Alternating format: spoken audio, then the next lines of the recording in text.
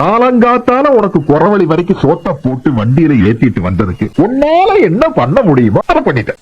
எல்லாம் விதி. இதெல்லாம் தப்பு இல்ல. ஆனா அவன் அவ்வளவு காரி துப்பியோ வைக்கவே இல்லாம சிரிச்சுன்றீங்கல்ல. சொல்லுப்பா, எங்க ஜோடி பொறுத்த எப்படி இருக்குது?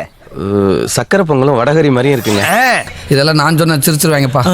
நான் சொன்னா மட்டும் நக்கல்யா அவனுக்கு. இந்த அவமானம் உனக்கு தேவையா? வீடு மச்சான், உனக்கு தான் சூடு சொன்னே இல்லையா?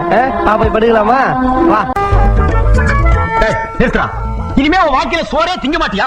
நான் சாப்பிடறது இல்ல. சாப்பிட ஆரம்பிச்சிட்டேன் வீட்டையே காலி பண்ணிடுவேன். தம்பி, ஒரு மனுஷன் போய் பேசலாம், ஆனா ஏக்கர் கணக்கில் எல்லாம் பேசக்கூடாது. அது எப்படா நெஞ்சில கொஞ்சம் கூட ஈரம் இல்லாம இவ்வளவு பெரிய பொய்ய சொல்ற? அடி பல்லகளெல்லாம் உடைச்சு போடுவேன். படிக்க தெரிஞ்சா படி, தப்பு தப்பா படிச்சு அடி வாங்கி சாகாத சொல்லி இப்படியே உசுப்பேத்தி உசுப்பேத்தி உடம்ப ரணகலம் ஆக்கிட்டாங்கடா.